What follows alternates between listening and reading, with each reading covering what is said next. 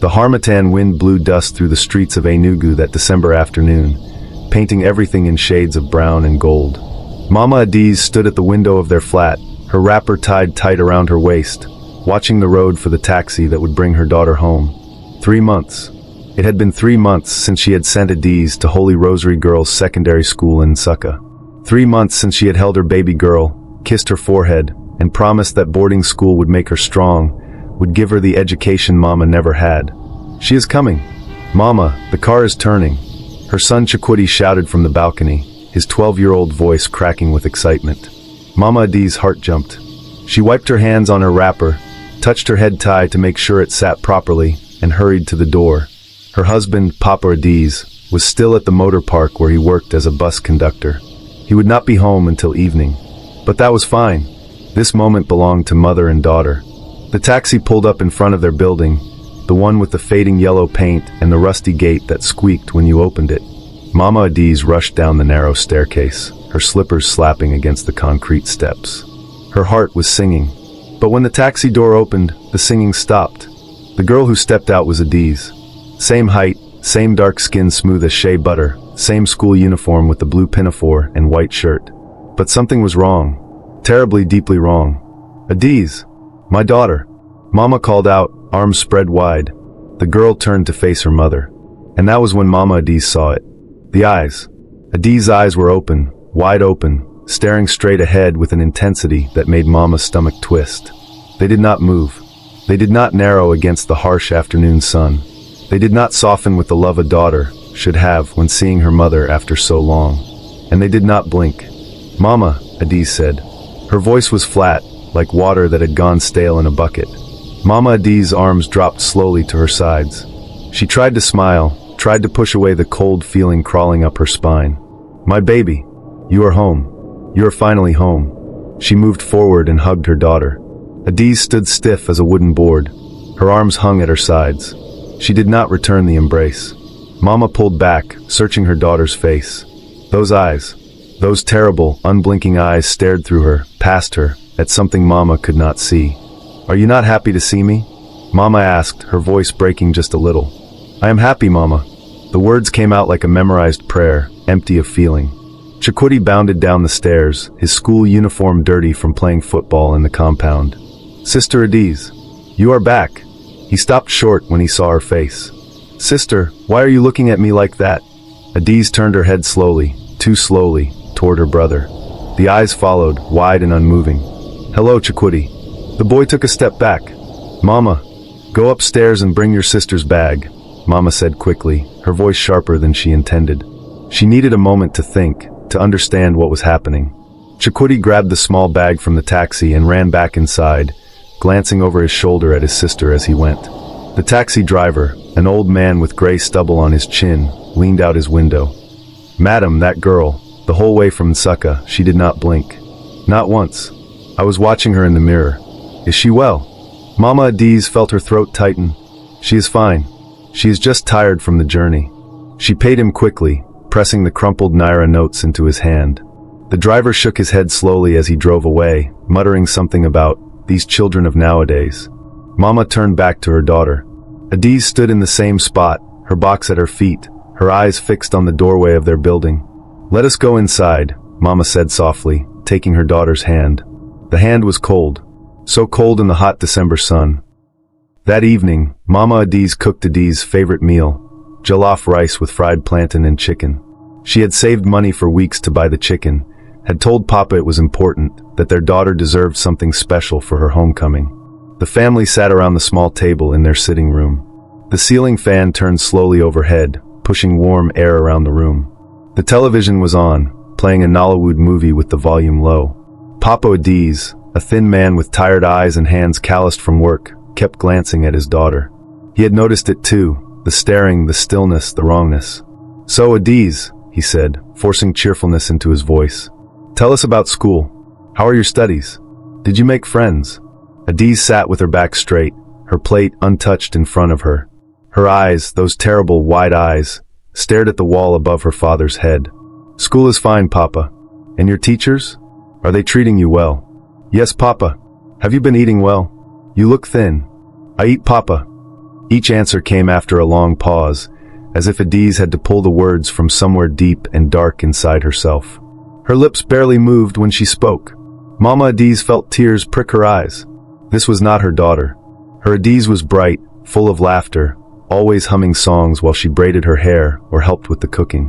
Her Adiz would have talked nonstop about everything, her classmates, her teachers, the food, the dormitory, everything. This girl sitting at their table was a stranger wearing her daughter's face. Adiz, Mama said gently. Why are your eyes open like that? Are they paining you? Should we take you to the hospital? For the first time since she arrived, something flickered across Adiz's face. Fear? Anger? It was gone before Mama could tell. My eyes are fine, Mama, but you have not blinked since you came home. Not even once. I am fine. The voice was harder now, with an edge that made Chikwudi stop eating and stare. Papa Adiz set down his spoon. Adiz, look at me. Slowly, the girl turned her head. Those eyes fixed on her father's face with an intensity that made him shift in his seat. What happened to you at that school? Silence stretched between them like a rope pulled tight. Nothing happened, Papa. I am just tired. May I go to my room? Before anyone could answer, Adiz stood up and walked away from the table. Her movements were strange, too smooth, too controlled, like a puppet on invisible strings.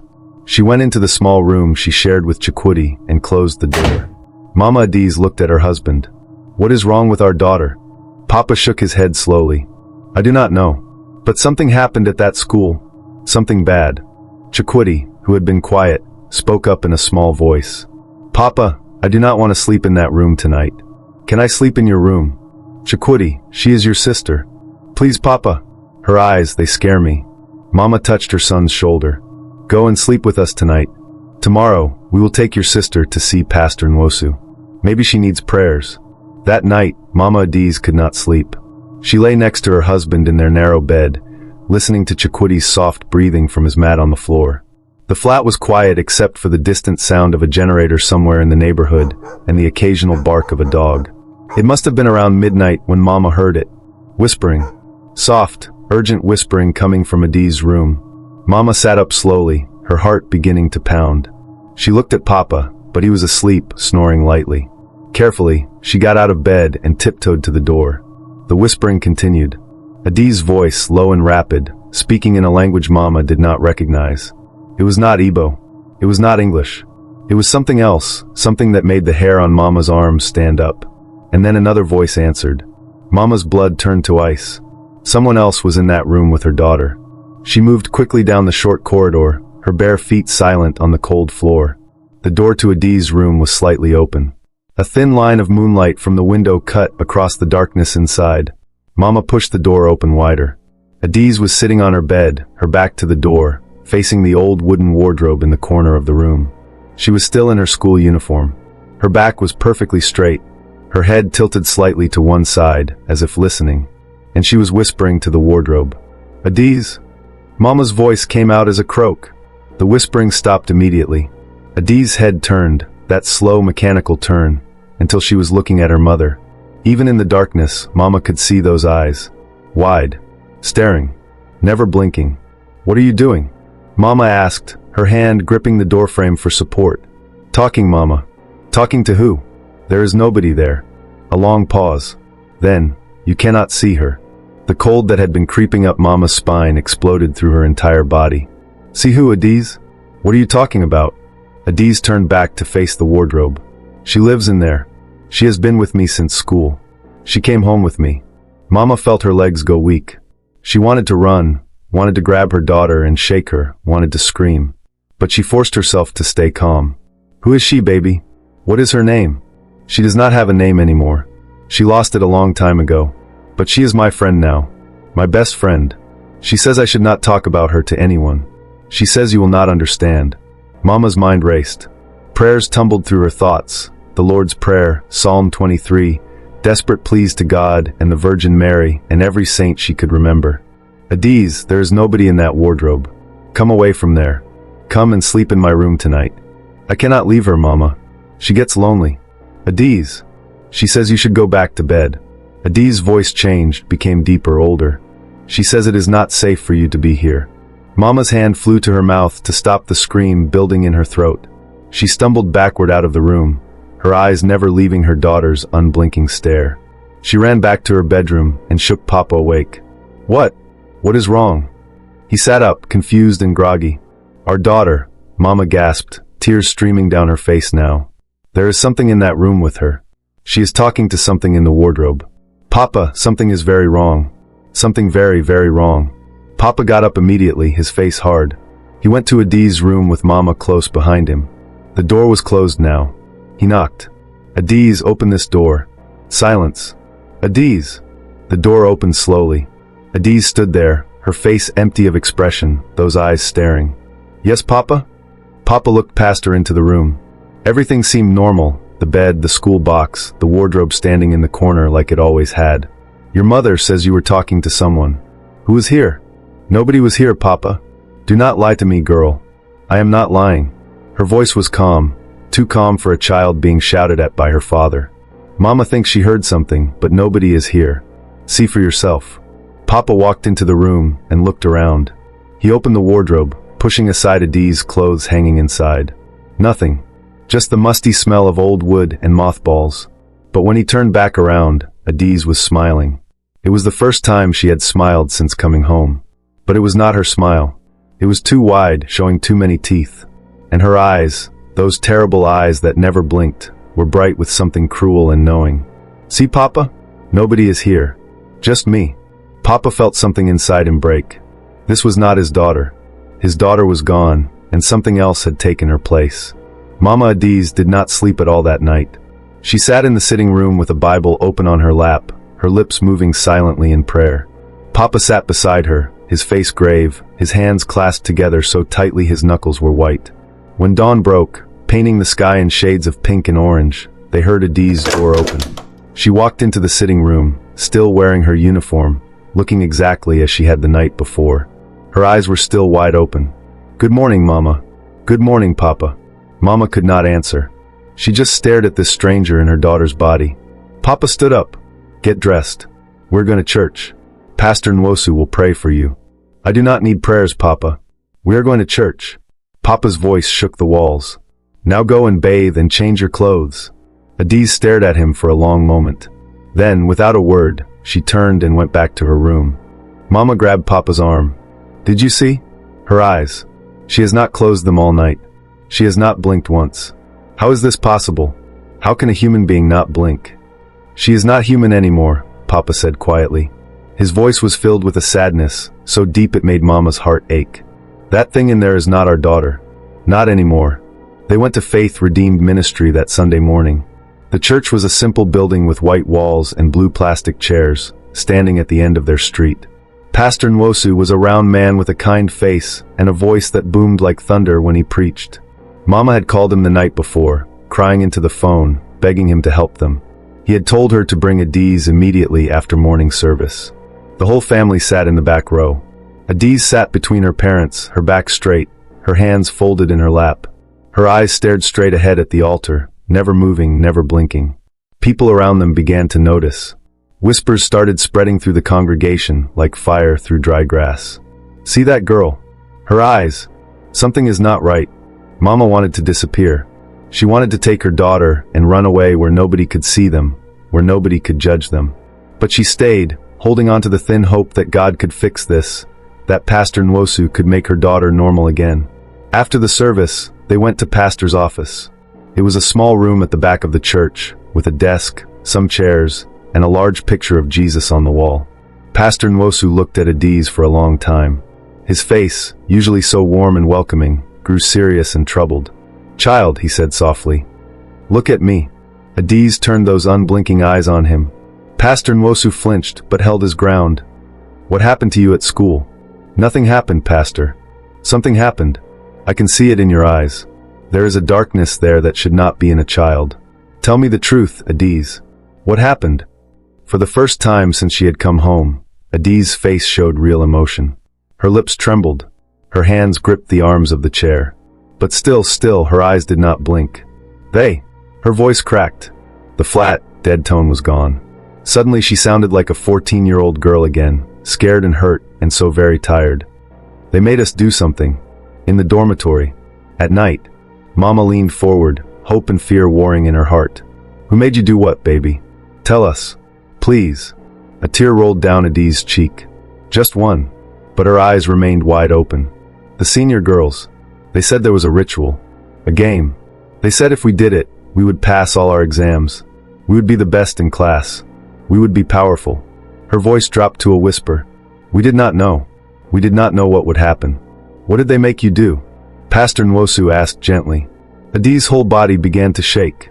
They took us to the old science lab, the one nobody uses anymore. They drew circles on the floor with chalk. They made us stand in them. And then, she stopped. Her mouth hung open. For several seconds, she just sat there, frozen, as if someone had pressed pause on her life. Then she screamed. It was not a normal scream.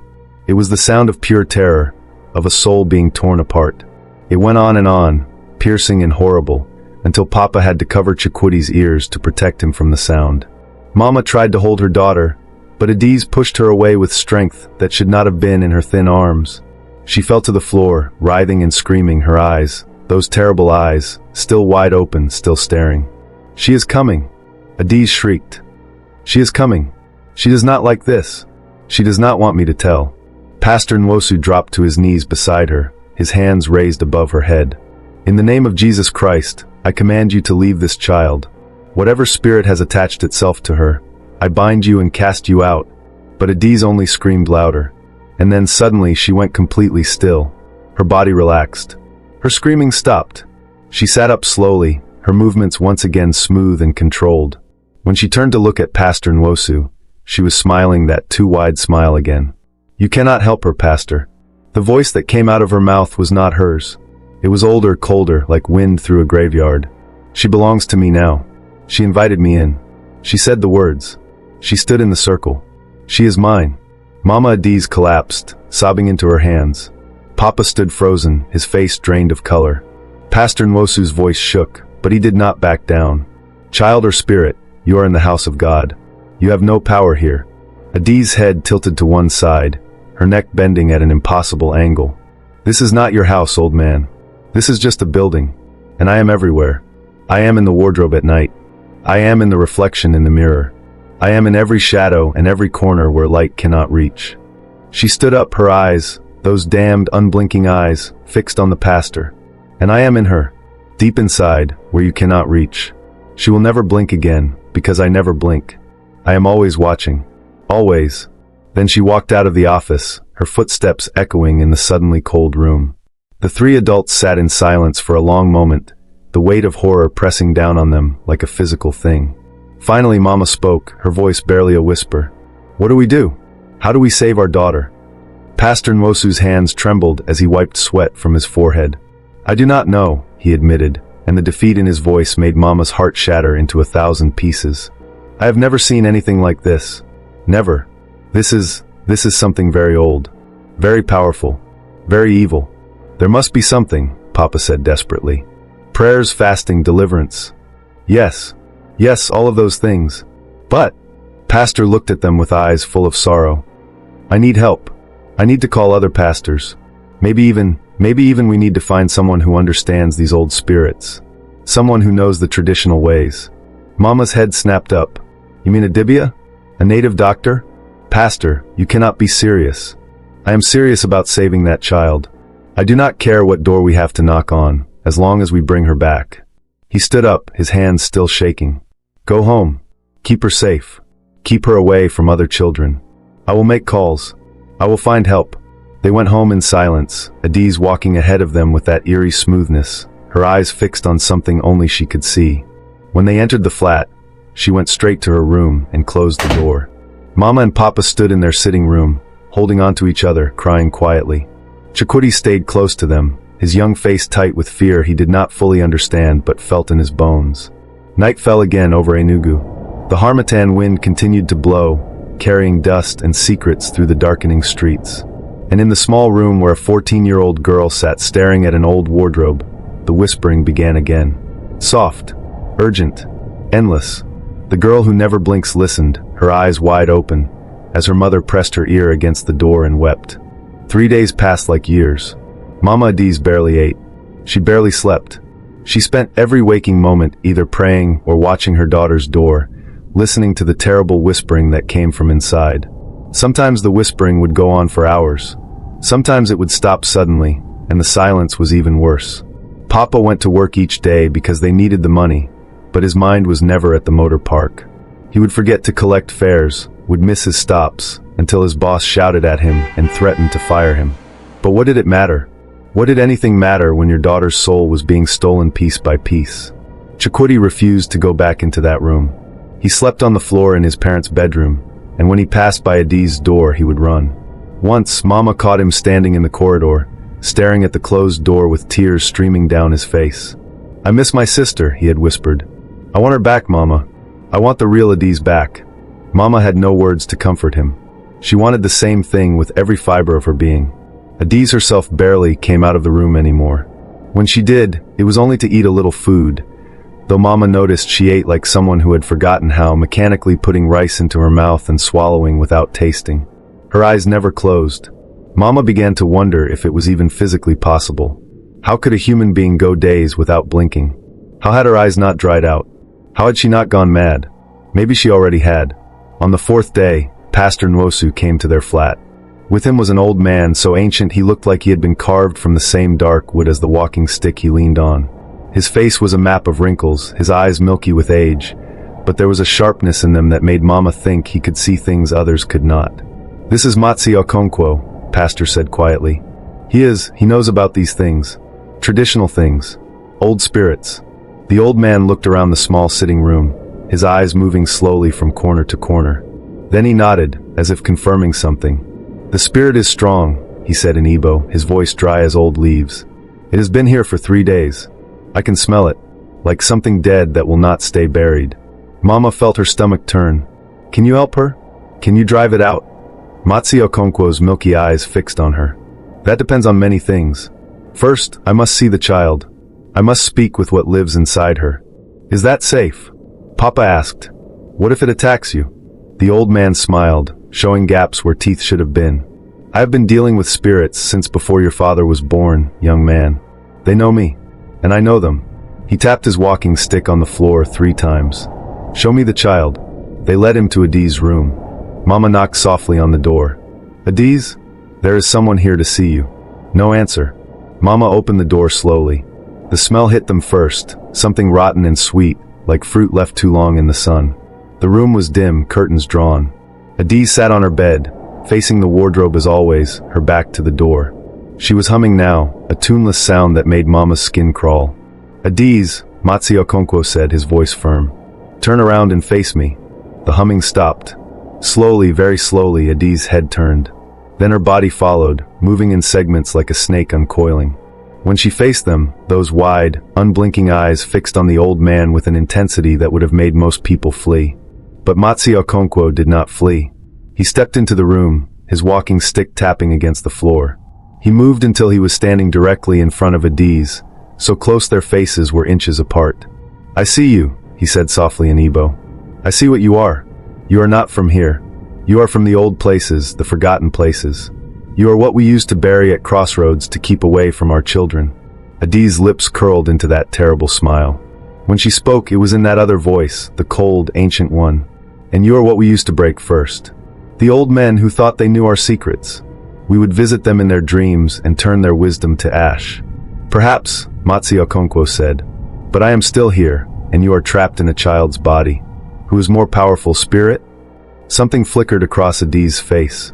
"Anger? Fear? I am not trapped." She invited me. She opened the door. "Yes, I know about the ritual. About the foolish senior girls who play with forces they do not understand." The old man leaned on his stick. "But the door can be closed. Every invitation can be revoked." "Not this one." The voice coming from Adiz grew colder. "She is mine. When she stood in that circle, when she said the words, when she looked into the darkness and I looked back, she became mine. I live in her eyes now. That is why she cannot close them. That is why she will never blink again. Because I must always watch." Mama's hand flew to her mouth. She felt Papa's arm wrap around her shoulders, holding her up. "Watch for what?" Matsi Okonkwo asked. Adiz's head tilted at that impossible angle again. "For the others. They are coming. One by one. they will find their way here. The other girls who stood in the other circles. My sisters are waking up, old man. And when we are all together again, when all 7 circles are complete. She smiled wider. This world will remember why people used to fear the dark. The old man's face grew grave. He turned to Mama and Papa. How many girls participated in this ritual? I do not know, Mama stammered. Adiz only told us it was the senior girls, but she did not say how many. 7, Adiz said, and now she sounded almost gleeful. 7 circles. 7 girls. 7 of us. And I was the first to wake up completely. The others are still fighting, still trying to hold on to who they were. But soon they will give up. Soon they will understand that it is easier to just let go. Matsi Okonkwo was quiet for a long moment. Then he looked at Pastor Nwosu. This is worse than I thought. Much worse. This is not a simple possession. This is an ancient binding ritual. Someone taught those senior girls how to open doors that should have stayed closed forever. Can you break it? Pastor asked desperately. I do not know. I need time. I need to consult with others, to look through old knowledge, too. Adiz laughed. It was a horrible sound, like glass breaking mixed with a child's giggle. Run to your books, old man. Search for your answers. But every day you waste, I grow stronger. Every day she grows weaker. Soon there will be nothing left of Adiz but a memory. And I will wear her skin like a favorite dress. Mama could not hold it in anymore. She pushed past the old man and grabbed her daughter's shoulders. Adiz! Adiz, I know you are in there. Fight it, baby. Please fight it. Do not let it take you. You are stronger than this. You are my daughter, my beautiful, strong daughter. For just a moment, just one heartbreaking moment, something changed in those wide, staring eyes. They filled with tears. Real tears. Human tears. Mama. The voice was Adiz's own again, small and frightened and so very young. Mama, I am so tired. I cannot fight anymore. She is always there, always watching through my eyes, always whispering. I just want to sleep, Mama. I just want to close my eyes and sleep. No. Mama shook her gently. No, baby, stay with me. Stay awake. Do not let her. Adiz's body went rigid. Her back arched. Her mouth opened in a silent scream. The tears stopped flowing, and when she looked at her mother again, her daughter was gone. You should not have done that, the spirit hissed. You made her remember. Now she is hurting. Now she is crying inside where you cannot hear her. Is that what you want? To make your daughter suffer? Mama stumbled backward, her heart shattering. Papa caught her as she fell. Matsi Okonkwo stepped forward, his face set with grim determination. We need to leave. Now. I need to prepare. If what this spirit says is true, if there are 6 other girls out there going through the same thing, then we have very little time. They backed out of the room. Adiz watched them go, that terrible smile on her face, her eyes wide and unblinking. As they closed the door, they heard her begin to whisper again to the wardrobe. And this time, Mama could swear she heard something whisper back. That night, they sat in the sitting room, Mama, Papa, Pastor Nwosu, and Matsi Okonkwo. The old man had spread various items on their small table. Dried herbs, small bones, stones with strange markings carved into them, and a piece of mirror wrapped in black cloth. Tell me everything, the old man said. Everything about this school. About when she left. About how she was before. So they told him. Mama talked about her bright, happy daughter who loved to sing, who helped her neighbors, who dreamed of becoming a doctor someday. Papa talked about how proud he had been to save enough money for boarding school, how he had wanted her to have opportunities he never had. They talked about the day they dropped her off, how she had waved goodbye with tears in her eyes, but excitement in her smile. And when did you last hear from her? Matsi Okonkwo asked. Before she came home? Mama thought back. She called once, maybe 6 weeks ago. She sounded fine. Happy. She talked about her classes and her friends and... She stopped, her eyes widening. Wait. She mentioned something. She said the senior girls were being very nice to them. She said they were teaching the junior students special things, helping them with their studies. Papa leaned forward. I remember. She said one of the seniors, a girl named... What was her name? Ngozi. She said Ngozi was like a big sister to her. Matsi Okonkwo's face darkened. Ngozi. This is the one who led the ritual. I am certain of it. The oldest and strongest of the 7 would be the one to initiate the others. But why? Mama cried. Why would they do this to children? What could they possibly gain? The old man unwrapped the mirror slowly. In the dim light, Mama could see strange symbols etched into its surface. Power, he said simply. Young people always want power. They want good grades without studying. They want beauty. They want boys to notice them. They want their enemies to suffer. He shook his head. Someone taught these girls an old ritual. Very old. From before the British came, before the missionaries came. From the time when spirits walked openly among us and people knew how to bind them. But how does it work? Pastor Nwosu asked. How does a spirit get inside someone like this?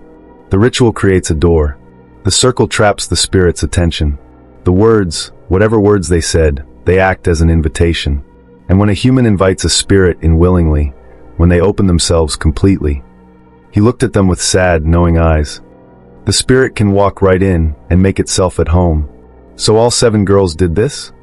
Papa asked. All 7 are possessed? Not possessed. Not exactly. The spirit shares the body with the girl's soul. They live together, side by side, like 2 people in one house. At first, the girl is stronger. She can push the spirit back, can force it into a small corner of her mind. But the spirit is patient. It whispers. It wears her down. It waits for her to get tired, to stop fighting. And eventually, he made a gesture like smoke dissipating. Eventually, the girl gives up. And the spirit takes everything. Mama felt like she could not breathe. How long? How long before Adiz gives up completely? I do not know. Days. Maybe weeks if she is very strong. But not long. He pulled out a small leather pouch and opened it, revealing a fine powder that glowed faintly in the lamplight. This is why we must act quickly. We must find a way to break the binding before it becomes permanent. And if we cannot... Papa's voice was barely a whisper. Matsi Okonkwo did not answer. He did not need to. The silence said everything. A sound from the corridor made them all turn. Footsteps. Slow, deliberate footsteps. Adiz appeared in the doorway. She was wearing her nightgown now, her hair loose around her shoulders.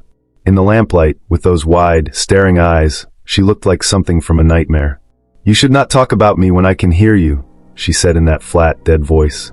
It is rude. No one moved. No one breathed. She walked into the room, her bare feet silent on the floor. She looked at each person in turn, her gaze lingering longest on the old man and his items spread on the table. Interesting toys, grandfather, she said, and there was mockery in her voice. Do you really think these little bones and stones can help you? Do you think you can fight something you do not understand? I understand more than you think, spirit, Matsi Okonkwo said calmly. I know what you are. I know where you come from. And I know your weakness. Adiz's expression did not change, but something flickered in those terrible eyes. I have no weakness. Every spirit has a weakness. Every binding can be broken. That is the law of all things. Nothing lasts forever. Not even you. Adiz moved closer, her eyes never leaving the old man's face. You talk big, grandfather, but you are scared. I can smell your fear. It smells like... She inhaled deeply. It smells like old age, like death coming soon. We all die eventually, Matsi Okonkwo said. But I will not die tonight, and neither will this child, if I can help it. Suddenly, Adiz's hand shot out and grabbed the mirror from the table. She held it up, staring at her own reflection. And for the first time since she came home, something like real emotion crossed her face. Wonder and terror. She is still here, she whispered, and Mama could not tell if it was Adiz or the spirit speaking. She is still inside, trapped behind my eyes, screaming and no one can hear her. She wants to close her eyes so badly. She wants to stop seeing what I make her see. But I will not let her. I will never let her. She dropped the mirror. It did not break. Matsi Okonkwo caught it with reflexes surprisingly quick for such an old man. Adiz turned and walked back toward her room. At the doorway, she paused and looked over her shoulder. Grandfather, you should know something, she said, and now her voice held a note of genuine curiosity. You are right. There is a way to break the binding. But to do it, you would have to know the exact words that were spoken during the ritual. The exact sequence. The exact pronunciation. One mistake, one wrong syllable, and... She smiled that horrible smile. Well, let us just say the results would be unpleasant. For everyone. Where would I find these words? The old man asked. From one of us. One of the 7 who performed the ritual. She tilted her head. But here is the problem, grandfather. The only one who knows all the words is Ngozi. And Ngozi. Her smile grew wider. Ngozi is no longer Ngozi. She was the first of us to fully transform. She let go weeks ago. There is nothing left of the girl she used to be. With that, she disappeared into her room. The door closed with a soft click that sounded like a death sentence. Mama turned to the old man, desperate hope in her eyes. Is it true? Must we find this Ngozi girl? Matsi Okonkwo nodded slowly. If what the spirit says is true, yes. We need to find her. And we need to get those words from her, somehow. But how? Pastor Nwosu asked. If she is fully possessed, if there is nothing left of the real girl, how can we get her to tell us anything? The old man gathered his items carefully, wrapping each one in cloth. I do not know. But we must try. Because if we do not, he looked toward the closed door of Adi's room. If we do not, then we will lose all 7 girls. And perhaps many more after them. Papa stood up abruptly. Then we go to the school. Tomorrow, we find this Ngozi, and we make her tell us what we need to know. Papa, the school is not in session, Mama said. The students are all home for the holidays. Then we find out where she lives. We go to her family. We do whatever we must do. Papa's voice shook with desperate determination. She is my daughter. My only daughter. I will not lose her. I will not. Matsi Okonkwo placed a weathered hand on Papa's shoulder. Tomorrow then, at first light. But we must be prepared. If this Ngozi is fully possessed, she will not want to help us. She will fight. And spirits, when cornered, can be very dangerous. They agreed to meet at dawn. Pastor Nwosu said he would bring 2 other pastors from his church, men who had experience with deliverance. Matsi Okonkwo said he would bring protective charms and items they would need.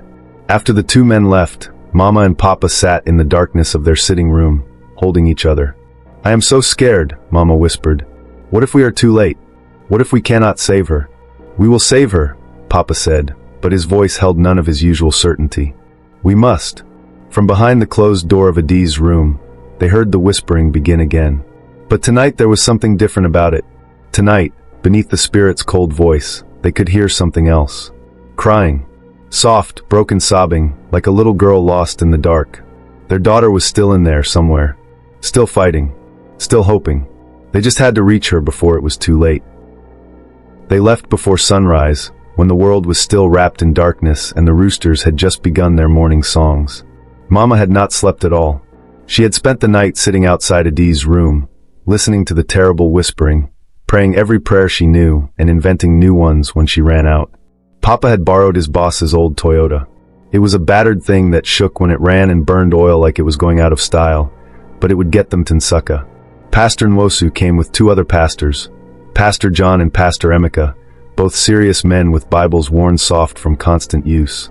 Matsi Okonkwo arrived with a bag that rattled with mysterious items. Adiz was the last to emerge from the flat. Mama had knocked on her door at dawn, telling her they were going on a trip. The girl had come out slowly, still wearing her nightgown, those eyes wide and unblinking even after a full night without sleep. Where are we going? She asked in that flat voice. Back to your school, Mama said. We need to speak to someone there. Something like alarm flashed across Adiz's face. Or maybe it was excitement. Mama could not tell anymore. She will not like this, Adiz said. She will not help you. We will see, Papa said grimly.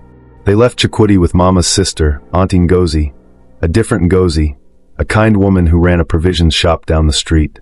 Mama had not told her the full truth, just that Adiz was sick and they needed to go to Nsukka for treatment. Auntie Ngozi had looked at Adiz's unblinking stare and crossed herself, but asked no questions. The drive to Nsukka took 3 hours. 3 long, terrible hours with Adiz sitting in the back seat between the 2 pastors, staring straight ahead, never once closing those eyes. Pastor John tried to talk to her, to engage the girl he hoped was still inside. Adiz, do you remember me? He asked gently. I baptized you when you were 7 years old. You wore a white dress, and you were so happy. Do you remember? The girl remembers, Adiz said without looking at him. But I do not care about her memories. They are meaningless to me. She is not meaningless, Pastor John insisted. She is a child of God. She has a soul, and that soul belongs to her, not to you. Adiz turned her head slowly to look at him. God, she said, and there was such contempt in her voice that Pastor John flinched. Your God is far away, Pastor. He does not hear your prayers in the night when you beg him to help you understand why your own daughter died. He does not answer when you ask why he took her and left you alone. Pastor John went pale. His hands trembled on his Bible.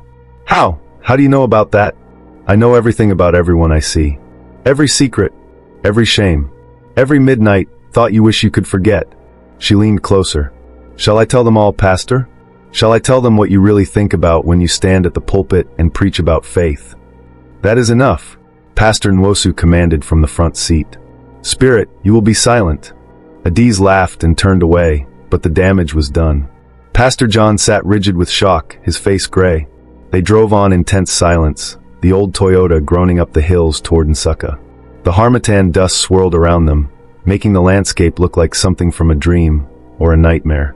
When they finally reached the school, Mama's heart sank. Holy Rosary Girls' Secondary School sat like a collection of tired buildings behind a rusty gate. Most of the students were gone for the holidays, but a few staff members remained. The headmistress, Mrs. Okafor, was a stern woman with gray hair pulled back in a tight bun. "Why have you brought your daughter back during break?" she asked suspiciously when they knocked on her office door. "The school is closed." "We need information," Papa said, "about one of your students, Ngozi Nwankwo. We need to know where she lives." Mrs. Okafor's expression changed. Something like fear flickered across her face. "Why do you want to know about Ngozi?" "She did something to our daughter," Mama said, her voice shaking. "Please, Mrs. Okafor, we just need to talk to her family." The headmistress looked at Adiz, who stood behind her parents with that terrible staring gaze. Mrs. Okafor's hand went to her chest, as if she were having trouble breathing. "I cannot give out students' home addresses," she said, but her voice was weak. "It is against policy." "Mrs. Okafor," Matsi Okonkwo spoke for the first time, his old voice carrying the weight of years. "You know something is wrong. You have seen it. How many girls have not come back this term? How many parents have called asking questions?" The headmistress sank into her chair. She suddenly looked very old. "6, she whispered. 6 girls have not returned. Their parents say they are sick, acting strange. And the rumors." She closed her eyes. "The other students are saying things. About rituals in the old science laboratory. About the senior girls practicing black magic. I thought it was just gossip, just girls making up stories to scare each other. But then what?" Pastor Nwosu leaned forward. "Then I went to check the old laboratory. The one we stopped using 5 years ago because of the leak in the roof." Her voice dropped to barely a whisper. "There were marks on the floor. Circles drawn in what looked like chalk, but when I tried to clean them, they would not come off. And the smell, oh God, the smell. Like something had died in there and was rotting in the walls." Mama felt her stomach turn.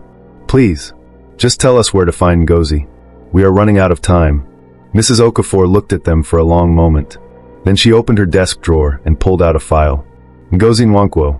She lives in Nsukka town, near the university. But I must warn you." She hesitated. "Her mother called me 2 weeks ago. She said Ngozi had changed. She wanted to withdraw her daughter from school. She sounded terrified. She wrote down an address on a piece of paper and handed it to Papa with trembling fingers. I do not know what is happening. I do not want to know. But please, if you can help these girls, if there is anything that can be done." "We will try," Papa said. "We will do everything we can." They left the school and drove into Nsukka town, following Mrs. Okafor's directions through narrow streets crowded with people doing their market shopping. The address led them to a compound with peeling paint and a broken gate. They knocked on the door. A woman answered. She was thin, so thin her wrapper hung loose on her body. Her eyes were red from crying, her face etched with exhaustion. "Yes," she said warily. "Are you Ngozi's mother?" Mama asked gently. The woman's face crumpled. "What has she done now? What has my daughter done? Can we come in?" Pastor Nwosu asked. "We need to talk to you. It is very important." The woman, who introduced herself as Mrs. Nwankwo, let them into her small sitting room. It was clean but sparse, with only a few pieces of furniture and a large photograph of a man on the wall. "My husband," Mrs. Nwankwo said when she saw them looking. "He died 3 years ago. Ngozi was the only good thing left in my life. And now," she collapsed into a chair, sobbing. "Where is Ngozi now?" Matsi Okonkwo asked gently. "In her room. She has not come out for days. She just sits in there, in the dark, talking to... She could not finish. "Can we see her?" Mama asked. Mrs. Nwankwo looked up with hollow eyes. "You can try, but she is not my daughter anymore. Something else is living in her body. I can see it in her eyes. Those terrible, staring eyes that never close." Mama felt Papa's hand grip hers tightly. They followed Mrs. Nwankwo down a short corridor to a closed door. Even from outside, they could hear it. That familiar whispering, urgent and endless. Mrs. Nwankwo knocked softly. Ngozi, there are people here to see you. The whispering stopped instantly. Then a voice answered, but it was not the voice of a teenage girl. It was ancient and cold and full of malice. Send them in. I have been waiting for them. Mrs. Nwankwo opened the door with shaking hands and stepped aside. The room was dark, curtains drawn tight against the daylight. In the dimness, they could make out a figure sitting on a bed, perfectly still, facing the door. Hello, little sister, the voice said, and they realized she was looking at Adiz. I knew you would bring them here eventually. Did you tell them? Did you explain what we are? What we are becoming? Papa fumbled for the light switch. When the bulb flickered on, they all gasped. Ngozi looked like she had not slept or eaten in weeks. Her school uniform hung on her like a shroud. Her skin had a grayish tint, as if the color was slowly draining from her body. But worst of all were her eyes. They were completely black. Not just the pupils, the entire eye from edge to edge was black as night. And they did not blink. They stared with an intensity that made it hard to breathe. Oh my God, Mama whispered. God. Ngozi's lips curled into a terrible smile, showing teeth that seemed too sharp, too many. There is no God here. Not anymore. Not in this place. Not in these bodies. There is only us. The 7 sisters. The ones who answered the call. The ones who opened the doors. Matsi Okonkwo stepped forward, his walking stick tapping on the floor. You were once human, he said. You were once a girl named Ngozi with dreams and hopes, and a future. Do you remember any of that? Those black eyes fixed on him. The girl is gone, old man. She gave up fighting weeks ago. She dissolved like salt in water, and now I wear what is left. Soon, all 7 of us will be fully transformed. And then, she stood up slowly, her movements liquid and wrong. Then we will show this world what real darkness looks like. We will teach people to fear the night again, to fear the shadows, to fear the spaces between blinks. We need the words, Matsi Okonkwo said firmly. The words spoken during the ritual. Tell us, and perhaps we can still help these girls. Perhaps we can still save them. Ngozi laughed, and the sound made every person in the room want to run. Save them? You think you can save them? Oh, grandfather, you understand nothing. This is not a curse to be broken. This is a gift. Power beyond measure. Life beyond death. We will live forever, old man. Forever. While you crumble into dust and are forgotten, we will still be here, watching, whispering, waiting.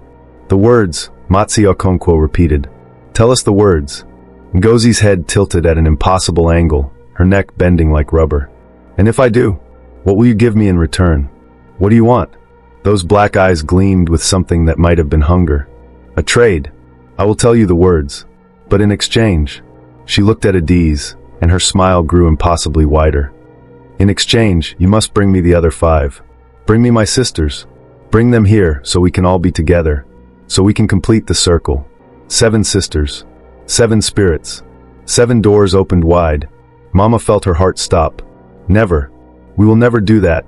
Then you will never save your daughter. Ngozi shrugged. And in 3 days, when the darkness in her finally consumes the last spark of the girl she used to be, you will live with the knowledge that you could have saved her but chose not to. 3 days, Papa said hoarsely. She only has 3 days left? That is how long Adiz can hold on. I know because I can see her, even from here. I can see her soul hiding in the corner of her own mind, growing smaller and smaller, like a candle burning down. In 3 days, she will be smoke. And I, Ngozi spread her arms wide. I will have a new sister, a complete sister, and we will be that much closer to becoming what we were always meant to be. What if we refuse? Pastor Nwosu demanded. What if we leave here and never come back? Then all 7 girls die. Their families will bury empty bodies that walk and talk, but contain no humanity. And eventually, we will find each other anyway. We are drawn together, you see. We can feel each other, like magnets pulling toward the same center. She sat back down on the bed, her black eyes never leaving them. The choice is yours, grandfather. Bring me my sisters, and I will give you the words. Or walk away, and watch your daughters fade into darkness one by one. Silence fell over the room like a shroud. Matsi Okonkwo turned to the others. We need to talk. Outside. They filed out of the room, leaving Ngozi sitting in the darkness. In the corridor, Mrs. Nwankwo grabbed Mama's arm. Did you see? She whispered, her eyes wild. Did you see what she has become? That is not my daughter. That is a monster wearing my daughter's face. I saw, Mama said, tears streaming down her face. I saw. They gathered in the sitting room, the two families, the pastors, and the old man. For a long moment, no one spoke. They all knew the impossible choice they faced. Finally, Papa broke the silence. We cannot bring the other girls here. We cannot condemn 5 more families to this horror. But if we do not, Mama said, her voice breaking, we lose Adiz. In 3 days, our daughter will be gone forever. Maybe, Matsi Okonkwo said slowly. There is another way. Everyone turned to look at him. The spirit says we must bring the other girls here. But what if we bring them, get the words, and then... He paused, choosing his words carefully. What if we have a trap ready? What if we use the gathering of all 7 as an opportunity to break the binding? How? Pastor John asked. You said yourself you need the exact words to break the ritual. Without them, we are helpless. That is true. But if all 7 spirits are gathered in one place, and if we can get the words from Ngozi before the final transformation completes, the old man's eyes gleamed with something that might have been hope or madness. Then perhaps, just perhaps, we can reverse the entire ritual at once. Break all 7 bindings simultaneously. Save all 7 girls in one moment. And if it fails? Papa asked. Matsi Okonkwo did not answer immediately. He looked down at his gnarled hands, at the walking stick that had seen more years than most people lived. If it fails, he said quietly, then we will unleash 7 fully transformed spirits into this world. 7 beings of pure darkness with no humanity left to hold them back. And God help us all if that happens. Mrs. Nwankwo made a sound like a wounded animal. Mama felt the room spinning around her. Before anyone could respond, they heard it. Screaming. Not from Ngozi's room, from outside. From the street. They rushed to the window and looked out. People were running, shouting, pointing at something in the sky. The sun was setting, painting the horizon in shades of red and orange. But there was something wrong with the sunset. The colors were too dark, too deep, like blood mixing with ink. And in the darkening sky, birds were falling. Not flying down, falling. Dropping from the air like stones, hitting the ground with soft, terrible thuds. What is happening? Pastor Emeka whispered. Matsi Okonkwo's face had gone gray. It is beginning. The transformation. When all 7 spirits complete their binding, when they fully consume the girls' souls, reality itself will begin to change. The natural order will break down. This is just the start. How long do we have? Papa demanded. 3 days until Adiz is gone. But the others? The old man shook his head. I do not know. Hours, maybe. Days if we are lucky. But we must decide now. Do we bring the girls together and risk everything? Or do we let them scatter and watch the world slowly tear apart as each one completes their transformation alone? Mama looked at her daughter. Adiz stood by the door, those wide, unblinking eyes watching everything with an expression that was almost satisfied. She knows something, Mama said. Look at her face. She knows what is happening. Adiz turned her terrible gaze on her mother. When she spoke, her voice held layers, her own childish tones mixed with that ancient coldness. The veil is thinning, she said. My sisters are waking up faster now. Ngozi's complete transformation is calling to them, pulling them toward full awakening. Soon we will all hear each other clearly. Soon we will all be ready. Ready for what? Pastor Nwosu asked, though the fear in his voice said he already knew. Adiz's smile was the most terrifying thing Mama had ever seen. To remake the world in our image. A world where darkness never ends. Where every shadow has teeth. Where every whisper is a threat. Where humans remember what it means to be prey. She paused, her head tilting. And it all begins in 3 days. At midnight. When the last piece of Adiz's soul finally gives up and lets me take everything. Thunder rumbled overhead, though the sky had been clear moments ago. The temperature in the room dropped, so suddenly they could see their breath. From Ngozi's room came laughter. Cold, cruel, endless laughter. And somewhere in Enugu, in 5 other homes scattered across the city and beyond, 5 other girls sat in darkened rooms with eyes that would not close, whispering to things that should not exist, counting down the hours until they could finally, truly, become something other than human. The choice had to be made. The trap had to be set. The ritual had to be broken. But first, they had to find the other 5 girls. And they had 3 days to save them all, or lose everything. Mama Adiz looked at her daughter's face, at those terrible, unblinking eyes, and made a decision that would haunt her for the rest of her life. Find them, she said, her voice steady despite the tears streaming down her face. "Find all 5 girls. Bring them here. We will do whatever we must do. But we will not lose our children. Not to darkness. Not to anything." Matsi Okonkwo nodded slowly. "Then we begin now. Tonight. Because every hour we waste, the spirits grow stronger. And if we are too late..." He looked out the window at the falling birds, at the blood-red sky, at the shadows that seemed to move with purpose now. "If we are too late, then God save us all." Lightning split the darkening sky. The electricity in the house flickered and died. And in the sudden darkness, 7 pairs of eyes glowed with an unnatural light, wide, staring, never blinking. Watching. Waiting. Counting down. 3 days. 72 hours. 4,320 minutes until midnight. Until the transformation was complete. Until the doors opened wide. Until the darkness came home. Part 2 coming soon. Will Mama Adiz and the others find the 5 remaining girls in time? Can Matsi Okonkwo's dangerous plan work, or will it unleash something far worse? What terrible price will they have to pay to save their daughters? And what happens at midnight on the 3rd day, when the 7 sisters finally come together? The clock is ticking. The spirits are waking. And in the darkest corner of Adiz's mind, a little girl is screaming for her mother.